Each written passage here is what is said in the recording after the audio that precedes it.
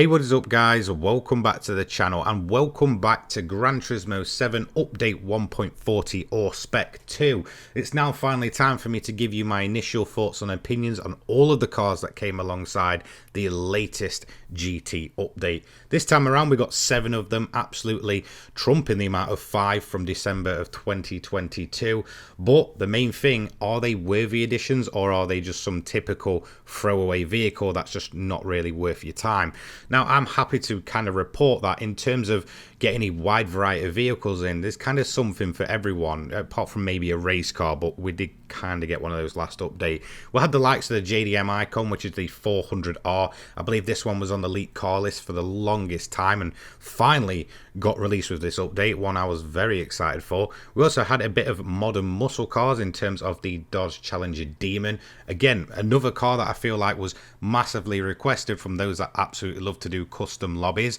We also had the kind of oddball pick of the bunch, which was the Tesla Model 3, but again kind of covers the base of EV cars. Whilst okay, most people are probably not interested in this one, it kind of still covers the fact that there is something for everyone in this update. The legendary Lexus LFA finally returns to Gran Turismo, one that, you know, I'm going to kind of miss the comments every time Kaz posts on Twitter of people saying LFA when, you know, so yeah, finally that one comes to the game.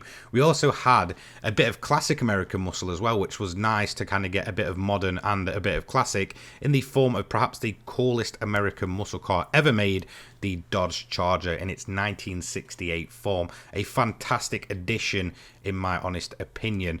Also, we had this thing, one of the most requested cars I've ever seen, and especially ever since the Sierra came last November, this thing has been massively talked about, you know, coming to the game, another elite car list vehicle coming in. And finally we had the Porsche 911 GT3 RS for the 992 generation, finally updating that Porsche 911 to, I guess, the current standard. So without further ado, I'm going to go car by car and give you my initial thoughts on each and every single one of them.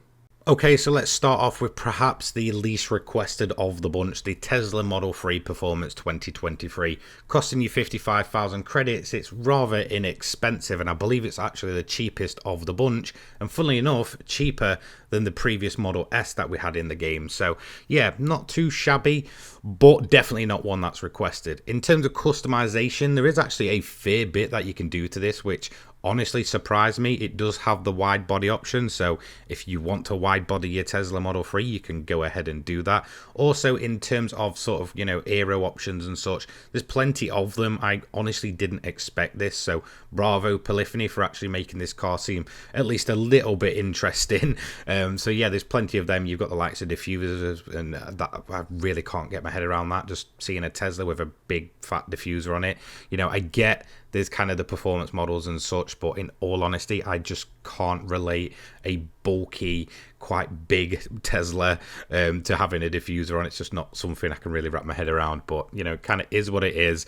So in all honesty, this was perhaps the least requested of the bunch. I know there is a bunch of fans out there for Tesla, and I've got nothing against them, and I like to go into these updates with sort of an open mind that I'm going to enjoy everything, because I genuinely do appreciate the work that Polyphony do in terms of making these models.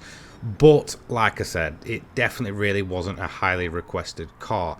However, there is a plus side to having, I guess, an EV in the game now, is the fact that because of the custom race payouts and the quick race payouts, these cars are now actually useful. You know, you don't necessarily have to have them using all the battery up and stuff. So I guess in a way it was a good time to put one in, considering you could actually, if you wanted to, go and get use out of the Tesla Model 3, whereas before I feel like it would have been a massively unpopular vehicle choice, or an unpopular vehicle to really get in the game, considering, you know, previous to this EVs were absolutely useless.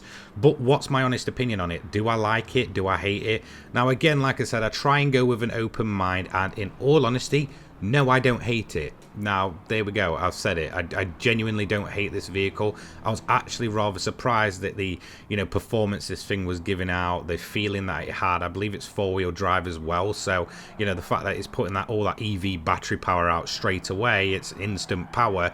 With a four-wheel drive system, this thing really does launch. Overall, maybe not one that I would have requested myself, but certainly not as bad as it could have been had the update not included the likes of custom racers, having increased payouts and such. So a decent car, but definitely not my favorite, and I'll go ahead and review it in full a little bit further down the line, so I can kind of break apart what I kind of do like about it, what I don't like about it. Next up, we have a legend itself, especially in terms of older American muscle cars, the Dodge Charger RT426 Hemi from 1968.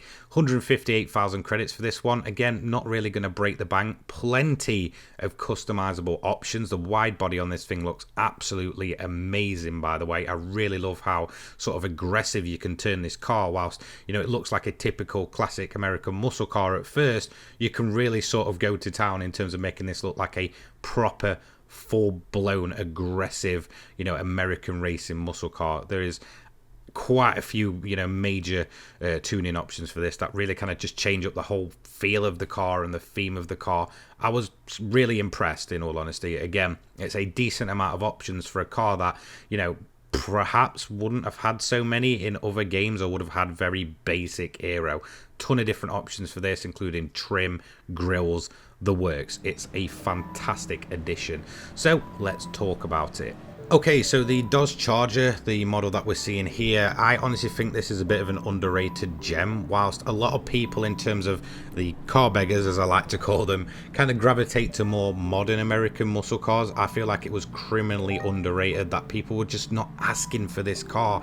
In my opinion, this is the coolest American muscle car ever made. And obviously now we have very much iconic cars in here, with the likes of the classic Ford Mustang and now the classic Dodge Charger. I'm pretty sure there's going to be many escapes made of that classic bullet car chase. At the end of the day, these are American icon cars, and they deserve their place in a game like GT7, where you can kind of appreciate them in all that detail. And overall, it's a very drivable vehicle. The amount of upgrades, the way you can drive it, the fact that you can use it in almost any event now, just makes this a fantastic addition. And again, it's perhaps one of the coolest cars of all time, and it's great to see it in GT7. Again, very much an underrated gem, and I think until I saw it in game in that trailer, or saw the silhouette and stuff, I didn't realize just how much I needed a classic Dodge Charger in game. In fact, I was kind of under the opinion we already had one, and then kind of remembered, oh wait, no, that's the Challenger. Yes, okay, bring me the Charger in the game. Again, absolutely timeless car, very, very cool, very, very many options in terms of upgrading it and just make it an absolute brute, and I absolutely love that about this thing. Very much a worthy addition. If you haven't already checked this one out, you really need to. Just go ahead, slap a ton of horsepower into it, and just go absolutely crazy. It is well worth the time. Next up, we have something a little bit special in the form of the Mercedes-Benz 190e 2.5-16 Evolution 2 from 1991. 300,000 credits for this one, and that, in all honesty, it doesn't surprise me. It's not too expensive, but in terms of this vehicle coming to GT7, it's definitely one of the most requested. It does have the wide body option, which I think looks absolutely fantastic in terms of, getting it to sort of that racing spec. We also have a ton of aero options as well as grille options added in. So in all honesty, you can really kind of go to town in making this a full-blown race car. Once again, quite surprising just how many different bits and bobs we can sort of put on, take off, and add to this vehicle in terms of just making it look like the typical classic race car of the era. So again, the 190 Evo 2, really a requested vehicle. I think as soon as people saw it on that leaked car list, people were just every month kind of banging on wanting this car to come, and then it kind of comes along a bunch of, alongside a bunch of other massively requested vehicles. I honestly love this thing. Whilst okay, maybe it's not my absolute favorite of the bunch, I certainly feel like it's very much a worthy addition. It's a icon of the time. We've got the likes of the Sierra Cosworth in there, we've got the R32 Nismo, we've got the M3 of the era. Why not finally get that 190e in the game? And it just fits absolutely perfectly. I absolutely love this car. I just adore it for its crazy boxy looks with a crap ton of aero strapped on, a ton of power put through it. You know, it's just an insanely cool car, and I honestly think the 190e is perhaps maybe even my favorite Mercedes of all time. There is just no denying that. There's just something cool about Mercedes of this era with the big boxy looks, the big grills, the aggressive, you know, headlights, tail lights, and then when the kind of manufacturers go ahead and strap a ton of aero on them and make them look insanely aggressive, it's just something cool about that. And the 190e is just no exception. It's an icon of car culture, and to finally see it in all its beautiful detail in GT7 is absolutely fantastic. So yeah, another one that was just certainly worth the wait, and I'm so happy to see it in game. But sadly, again, it finally kind of ends the era of people begging for this vehicle each month. But yeah, it's finally here. It is a worthy addition. It looks absolutely stunning. It's perhaps one of the coolest cars ever made, and yeah, fantastic in GT7. Let's move on to the next one. Okay, next up on the list we have the Nismo 400R from 1995. I believe the most expensive car of the entire update at 1.8 million credits, which is just absolutely ridiculous. But in terms of this car coming to the game, I am so happy. I've been waiting for this one for the longest time. Now let's go ahead and have a look at the options for this vehicle. So you can wide body it. It does make it a rather insanely wide vehicle. It's already pretty wide as is, considering the body on this, and yeah, you can really go overboard. Now in terms of the rest of the aero parts, I believe some of them are shared with the R33 model, kind of like what happened with the R32 Nismo, but some of them are pretty unique to this vehicle. I'm pretty sure that front bumper B is, you know, fairly pretty much based on this vehicle. So yeah, absolutely ton of options with this one, as you'd kind of expect with a Japanese vehicle. Plenty of options to make it sort of a wide, aggressive, brutal looking sort of race car style, but it's the 400R at the end of the day. It's a fantastic addition. I think in terms of the looks of this vehicle, it's right up there as maybe one of my favorite all-time JDM vehicles, but also one of my favorite GTRs as well. It's just absolutely visually appealing in my opinion. It's a stunning vehicle, and it's perhaps one of the most legendary versions of a GTR ever. So yeah, the 400R itself, fantastic vehicle, absolutely incredible handling. It really is quite a smooth ride from what I, you know, expected, and it's definitely faster than I expected. You know, I thought, you know what, okay, there's so many modern cars now creeping into GT7 that the 400R is going to feel rather outdated, but I find myself being able to absolutely throw this thing around no problem, and in all honesty, I prefer the way it handles to the likes of the 190e. It's a great addition. Like I said, I'm pretty sure it was on the leaked car list for the longest time, and finally to see it actually appear in GT7 in them silhouettes was just a great moment for me. It's a car that I have genuinely always loved, and it's one of the, you know, few special editions of the GTR that I think's right up there as being very much a legendary limited edition. You know, we've got the LM, and then we've obviously got the 400R, and it's just fantastic. It's a visually stunning car, great to drive, great sound. I honestly cannot fault this one. Again, another very much wanted car finally coming to GT7,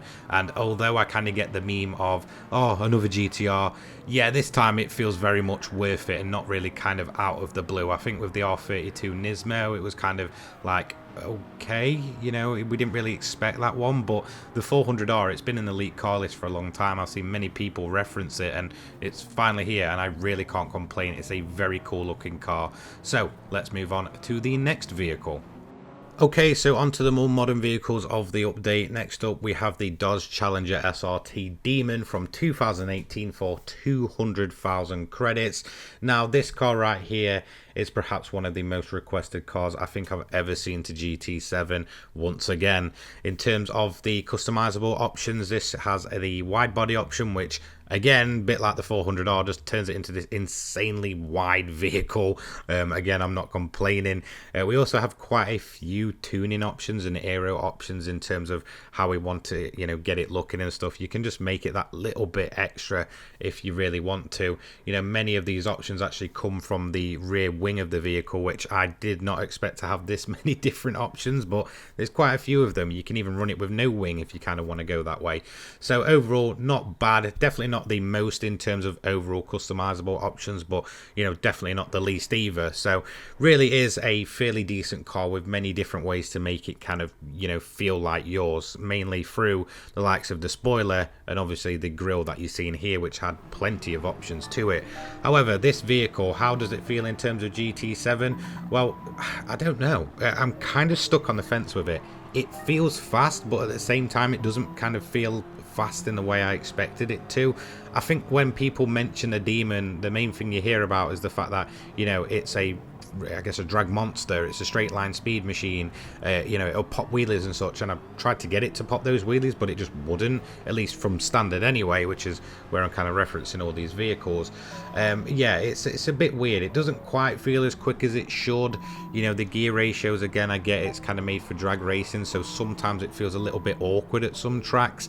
Here at Laguna Seca, I noticed that really kind of putting the power down just felt far too awkward in terms of the vehicle. But again, at some other tracks it'd feel right at home. It was really quite a mixed bag, but overall it's a very cool car. There is no denying that. I get the appeal with this vehicle. I honestly am glad to see the demon in the game over like the standard version, which just wouldn't really have appealed to me. I think the fact how much hype this car kind of built up when it was first revealed and such, it's definitely a worthy addition in that sense. In fact, I think in terms of American muscle cars, I've never seen a car cause as much hype as the Dodge Demon did when people were realizing, straight out of the factory, this thing's popping wheelies and hitting ridiculous speeds very, very quickly.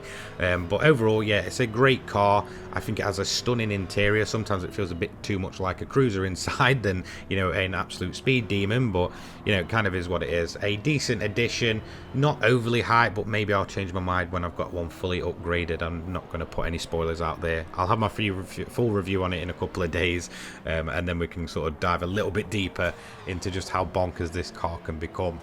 Okay, let's finally move on to the LFA, perhaps the most requested car of all of Gran Turismo history. It's finally here, 1.5 million credits for this, yada yada yada. Oh look, we all know this is just going to be an amazing car. There was a reason there was so much hype from it. In terms of the most impressive thing for me though, was actually the sheer amount of aero options for this vehicle. You can even wide body it to make it just an absolute behemothly wide car. In terms of aero options though, I believe there's the Nürburgring edition of this vehicle, and you can pretty much get it looking spot on. It's really impressive just how many aero options there is. I did not expect this car to have really anything additional to it. I thought, okay, it's a Japanese supercar, perhaps it'll just kind of be sort of left as it is and then put into the game, and it'll be rather quite disappointing in terms of just making it feel like your own. But in all honesty, there is a ton of options. However, I do have one complaint, and it's not really a complaint, but something that I do find genuinely funny. Has anyone noticed that the LFA looks rather quite strange when you take the plate off it? It just looked absolutely hilarious. I don't know what it is about these sort of front lights and then, the front grills that just kind of make it look just a little bit strange. I'm just not sure what it is. But in terms of how it handles and how it performs, yeah, it's kind of what you'd expect. It does make that fantastic Formula 1 sounding sound of the time. They pretty much nailed that. Have a listen to this. Let me know what you guys think down below.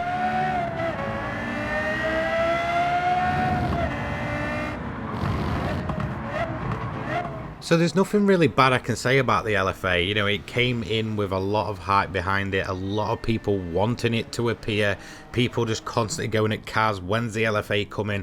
And I honestly feel like it does live up to the reputation that it kind of has as one of the, perhaps maybe the coolest car ever to leave Japan. It's a fantastic vehicle, it's got a beautiful sound, plenty of customization options. In terms of driving it, it feels very good, if not maybe a little too snappy at the rear sometimes, but again, that can be sort of adjusted as you sort of upgrade the vehicle. But overall, it's a fantastic addition. It's a Japanese icon and it's great to see it in game. Really cannot complain with this one. It did live up to the hype, thankfully. If it hadn't, I feel like there would have been a fairly major backlash there. And finally, let's move on to the Porsche 911 GT3 RS from 2022. The 992 generation finally enters GT7 for 340,000 credits. Not too bad, actually. In terms of the vehicle coming to the game, again, you know, there's not much in terms of the, you know, aero options to be expected. I really didn't expect much to come along, and it kind of does come along with literally nothing, but that's not necessarily a bad thing. This is already one of the coolest versions of this car, so you know, why would you then want to go and ruin it? So you know, overall fantastic vehicle. Finally kind of updates the Porsche generations in game in some shape or form. Okay, so for me, I'd much rather have, you know, something like this than the, you know, standard model. So I'm glad they did bring it in the sort of shape and form of the GT3 RS. It has that insane DRS wing, by the way, which is absolutely massive, and watching it work and such is just very, very cool. I genuinely really love this car, and it may be, in my opinion, one of the best handling cars in the entirety of GT7. It really does perform the way you'd expect it to. It almost does kind of, you know, breach that boundary between what's a road car and what's essentially a full-blown race car. It's mightily impressive. This was kind of shown off as the hero car of the bunch, and again, there was once again a ton of people, you know, getting onto cars saying, where's the 992 generation of Porsche? And whilst it maybe didn't come in the race car form that a lot of people might have wanted it to come in, it kind of did in the shape and form that it came in. The GT3 RS is a serious bit of kit, there is no doubt in that, and it does handle and perform the way you'd expect it to. It's a seriously cool car, and in all honesty, it does kind of, you know, round out this entire group of vehicles very, very well. You know, I feel like the entire group of vehicles that came with this update were massively requested vehicles, bar maybe the Tesla, but apart from that, I just feel like, yeah, okay, it does it justice. You know, finally we've got the 992 in the game, and it's perhaps one of the coolest versions of the 992 Porsche. Really can't complain about this one. It was a worthy addition, and I can see why they kind of showed this one off as a sort of centerpiece of them all.